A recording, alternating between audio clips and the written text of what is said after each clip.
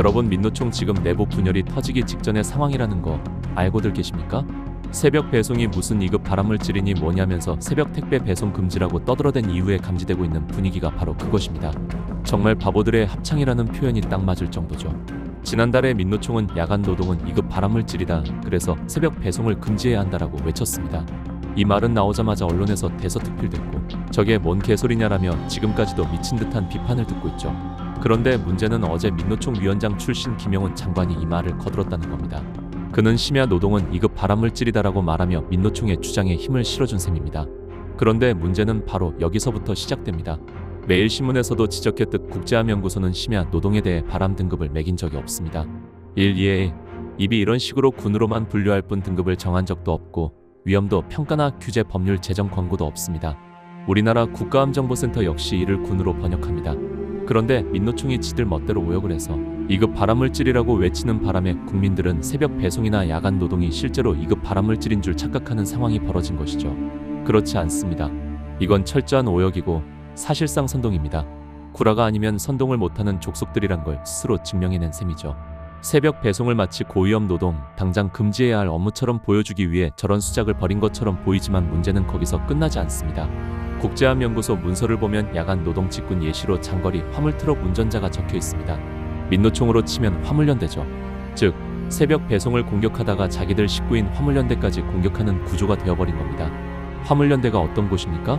민노총 산하 핵심 조직이며 민노총의 투쟁력, 집회력, 파업력을 떠받치는 핵심 축입니다.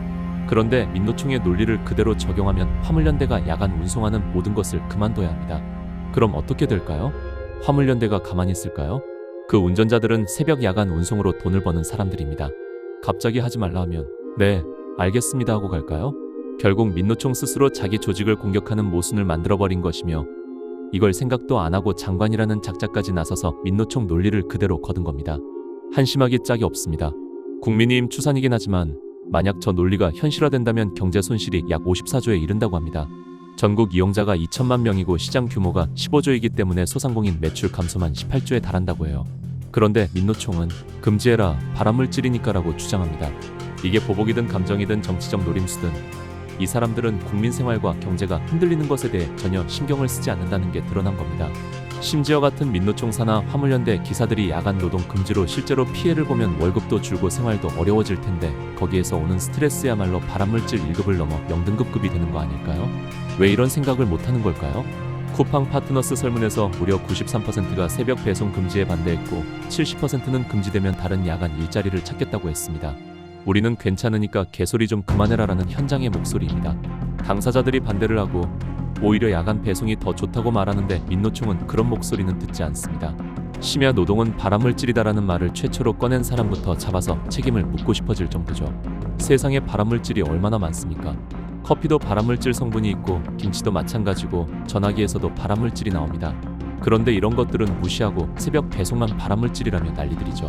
그리고 장관은 거기에 네, 맞아요 하며 거들고 있으니 우리가 혀를 차지 않을 수 있겠습니까? 야간 노동 금지는 곧 야간 운송 금지이고 이는 다시 말해 화물연대 자체를 없애겠다는 말과도 같습니다. 이 모순 때문에 민노총 내부에서도 싸움이 일어나고 있다는 보도까지 나옵니다.